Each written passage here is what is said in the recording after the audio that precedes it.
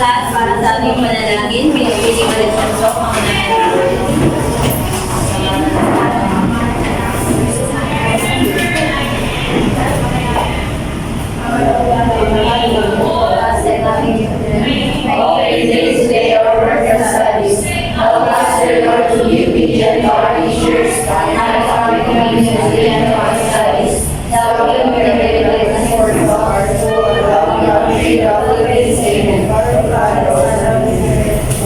bago kayo po ay kapipulot ng basura at ayusin ang iyong mga oras. Magandang umaga, class. Kamusta kayo sa umagang ito? Lahat ba ay nakatulog ng maayos? Lahat ba ay nakakain ng agahan? Mabuti naman po. Sino ang liban sa umagang ito? May liban ba? Mabuti naman kung ganun sapagkat may panibago na naman tayong paksang tatalakayin sa umagang ito. Ngunit bago tayo magpatuloy sa ating talakayan, batid kong alam na ninyo ang ating mga alituntunin o mga kasunduan sa loob ng klase. Binibining, Dayan, maaari ka bang magbigay ng ating mga alituntunin? Okay, huwag magingay. Maraming salamat. Binibining Toledo. Umupo po ng maayos. Umupo ng maayos. Lahat ba ay nakaupo ng maayos? Okay. Binibining Lakre. Itaas lamang ang kanang kamay. Okay, taas lamang ang kanang kamay. Kapag nais sumagot, sino pa? Binibining Blando. Silence sa pagkatang. Meron pa ba? Wala na. Maasahan ko ba ang ating mga kasunduan hanggang sa katapusan ng ating klase? Mabuti naman kung gano'n.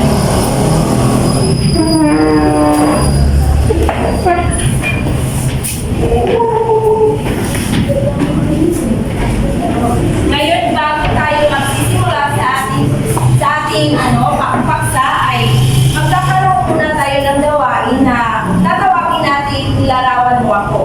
May ipapakita akong larawan at tukuyin ang konsepto, simbolo, katangian na nakapaloob sa larawan.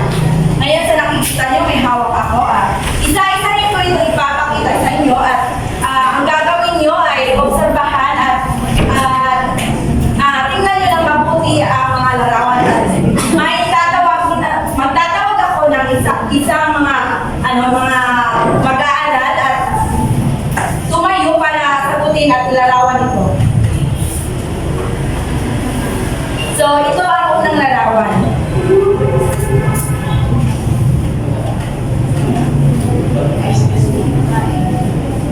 Sige, Binibining Toledo.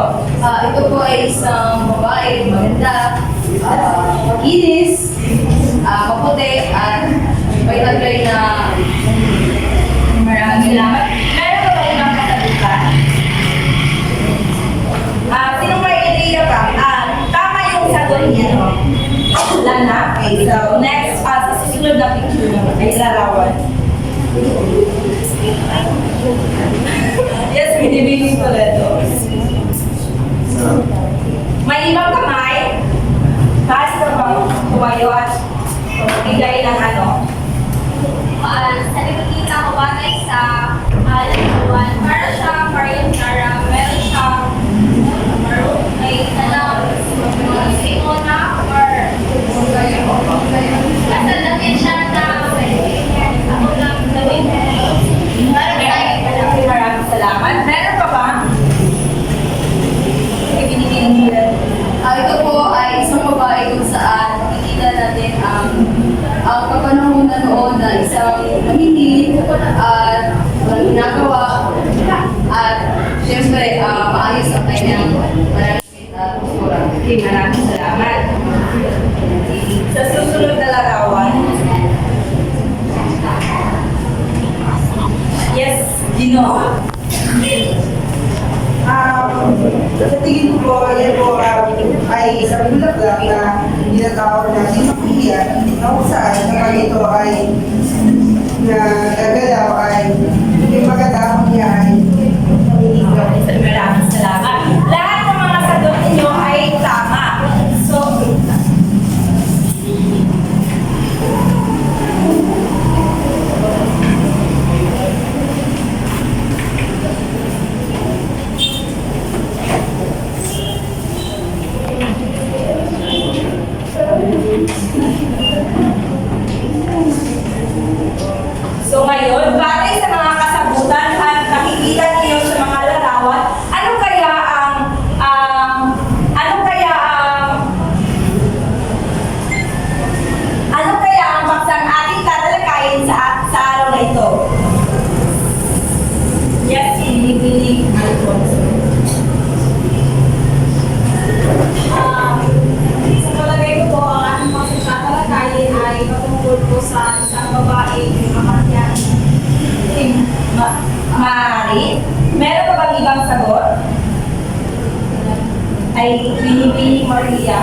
At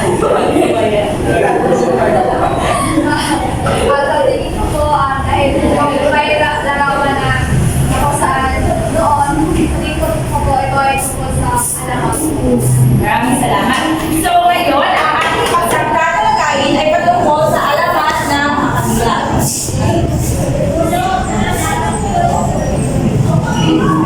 Maaari mo basahin ng sabay-sabay? Alamat ng mga iya. For copy yan, ay basahin ng sabay-sabay ang ating mga layunin. Layunin sa katausan ng misyon ng mga mag-aalalay na sabang. Naunawaan ang kabuuang kwento ng alamat ng mga iya. Nakakagawa ng isang presentasyon mula sa paboritong eksena na nangyari sa alamat at nakapagpapahagi ng salubin hinggil sa alaala na iugnay ito sa totoong buhay.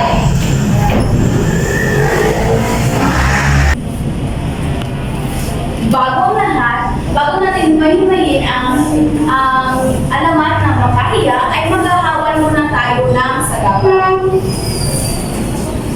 Tama, ito yung mga salita na maaaring welcome ninyo sa alamat na mahirap intindihin. Kaya, atin ito, paghahawan. So, pipili ako ng mga mag-aaral na pupunta dito sa harapan upang ibigay ang mga kasing kahulugan ng mga salita nasa hanay. So, Yutas, Tados, ano ba? Siyempre, Rubin, sino ba?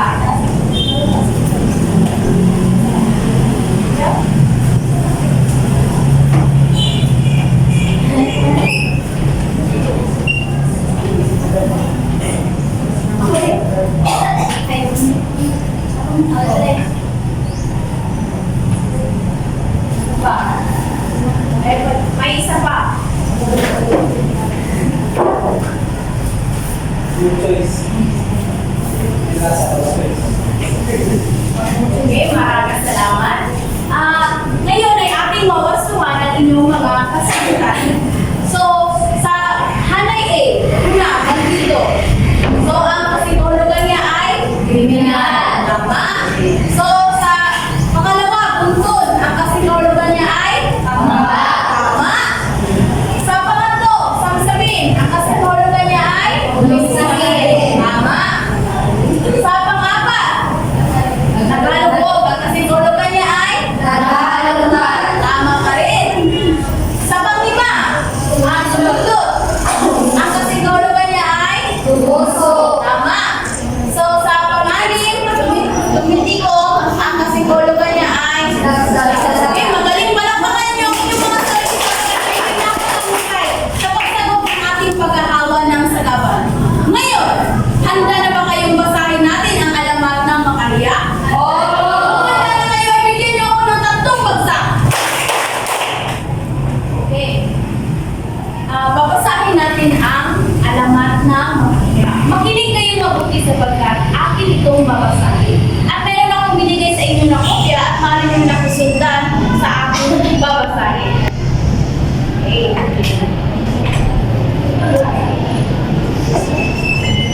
Alamat ng makahiya.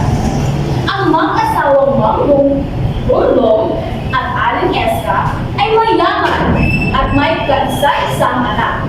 Mahal na mahal nila ang 12 taong gulang na si Maria. Napakabait at masinuring bata ni Maria.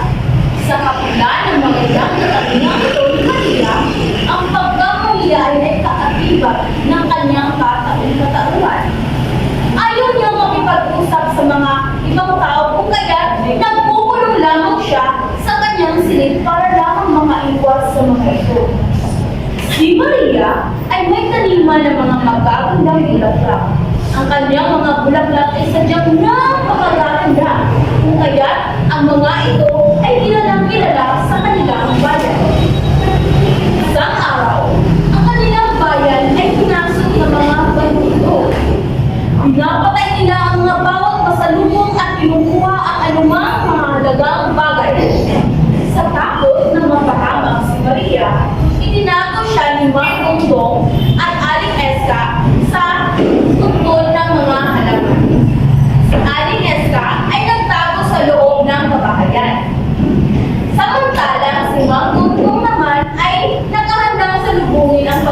ng mga bandido. Diyos ko! Iligtas mo po ang aking anak! Dasal ni Aling Eska. Nang walang ano-ano'y, bumukas ang pintuan ng kanilang bahay. Si Mang Bundok ay walang nagawa ng pupukin siya sa ulo ng mga bandido. Nagtangkang tumakas si Aling Eska, ngunit tulad ni Mang Bundok, siya rin ay nahagip at nawalan ng malay tao. Naghalukbog ang mga bandido sa buong kabahayan. Matapos ang huli ng mga kayamanan ng mga asawa, ay hinanap nila si Maria. Ngunit, sila ay hindi nila natagpuan si Maria. Nang matauhan ng limang asawa, ang kanilang anak na si Maria ang agad nilang hinanap. Patakbo nilang tinungo ang halamanan. Laking lungkot ni Aling Eska nang hindi matagpuan ang anak. Nang walang ano-ano'y may sumunod sa paa ni Mang Bundok. Laking pagtataka nang makita ang isang uri ng halaman na mabilis na tumitikong ang mga dahon. Anong uri ng halaman ito? Ngayon lang ako nakakita nito. Ang pagkamangsabi ni Mang Bundok.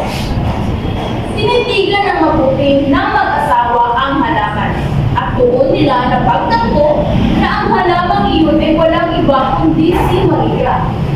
Ginawa siyang halaman ng Diyos upang mailigtas sa mga bandido. Hindi mapatin ang pagluha ni Aling Eska at labing pagkukulat ng huli ni Mang Bundok sa bawat patak ng luha ni Aling Eska. Ito ay naging isang maliit at bilog na kulay rosas na bulaklak. Magmula noon, ang halamang iyon ay inalaga ang mabuti ng mag-asawa sa paniniwalang ito ang kanilang anak. Tinawag nila itong Maria, tulad ng isang natahian ni Maria na isang mahiyain. So class, nagustuhan niyo ba ang kwento? Opo!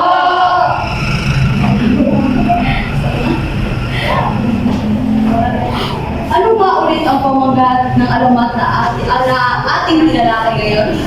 Okay, Pilipinas. Nakakapagat po ng ating sinalaki.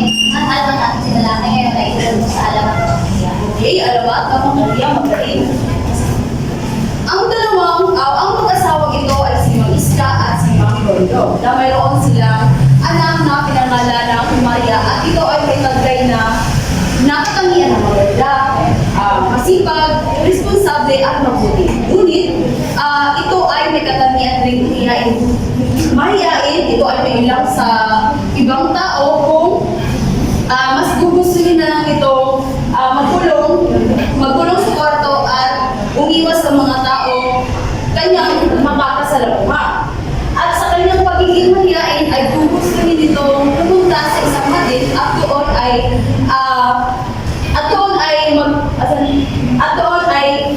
gugustuhin na lamang niya na alagaan ang kanyang mga halaman.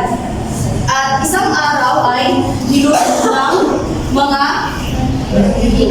bandido ang kanilang bahay dahil sila ay kilala sa isang mayaman sa lugar kung saan ay pinumpok ang mag-asawa ng kahoy at hinanap nila si Maria, ngunit si Maria ay nagtago sa isang halamanan o party. Ngunit sa paggising ng kanilang ang kinagayan ay nakuha ito ng mga bandido at sa paggising ng mag-asawa ay agad hinanap nila ang kanilang anak na si Maria. Ngunit ito ay nawala. Pagtindog sa iyang mapa, malapit sa hardin ay para nakaramdam siya na may tumusok sa kanyang paa at ito ay isang hindi karaniwang halaman na kung ito ay kanang masangkilan ay tumitiklop ang dahon.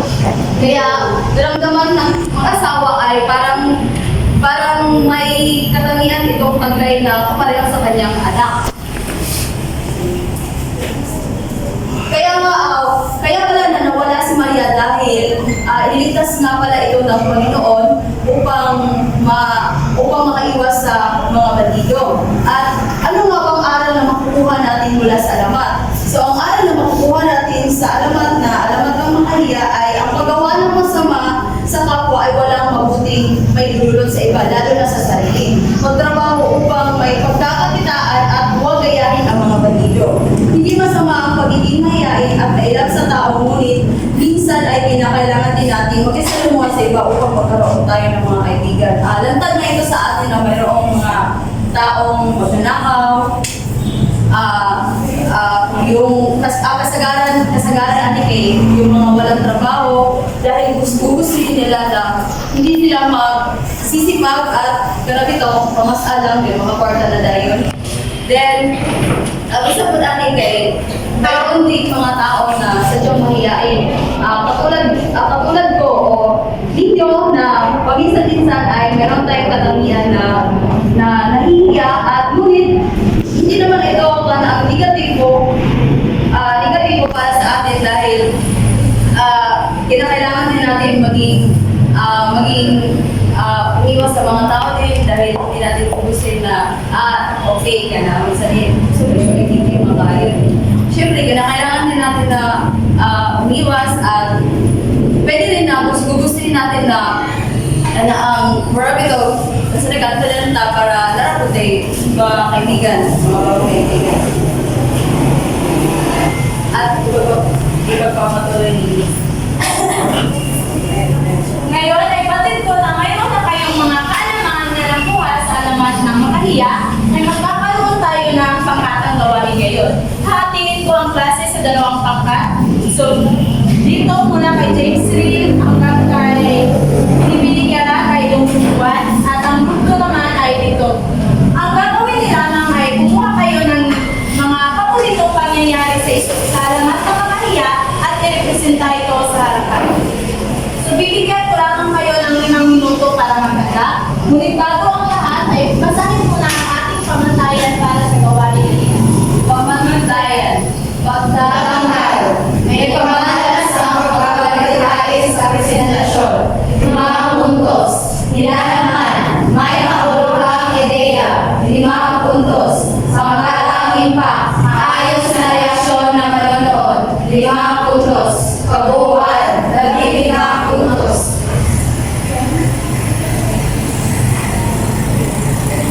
So ngayon, nagawa natin ang mabuti ang pangkatang gawain kaya bigyan ng palakpakan yung mga tanong. Ngayon, mayroon pa ba kayong mga katanungan batay sa aking tinalakay? Wala na po. Ngayon, ay ako ang magtatanong. Ano nga ulit ang aral na makukuha sa alamat ng makahiya? Sino ang makapagbibigay? Kay Inong Hilodias? Ang aral na makukuha natin sa alamat ng makahiya ay is una ay dapat magtrabaho tayo para hindi tayo magnakaw. Pangalawa po ay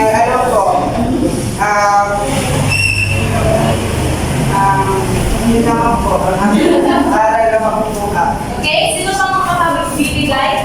Binibili tulungan? So, ang aral na ating magtulong sa mga makahiya ay dapat tayo magsikap na mabuti upang hindi tayo hahatlong sa pagnanakaw. Kaya ito. Okay. Makapakuha natin aral dito ay yung hindi tayo makagawa ng masama ay dapat tayong magsikap sa buhay. Okay. Mabuti ang pagiging mahiyain ng isang tao ay mabuti rin, ngunit minsan kailangan din natin makihalubilo sa iba dahil nasa isang lipunan tayo. Okay? Ang pangalawang katanungan naman ay ano ang kaugnayan ng alamat sa ating buhay bilang isang tao?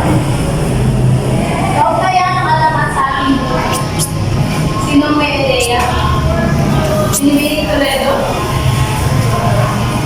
Ang kaugnayan ng alamat sa ating buhay. Ang kaugnayan ng alamat ng makahiya mula sa ating buhay ay yung may mga tao talagang nagnanakaw o mas kilala mga kriminal na ninanais lamang na malubog o mangawat sa ang kayamanan at ang pagiging mahiyain ay hindi na ito nalangkuman ito bago sa ato supportan na kapangyarihan dito na siya din. Kailangan pa ito maghulugin para Ang alamat ay mayroong malaking kaugnayan sa atin sapagkat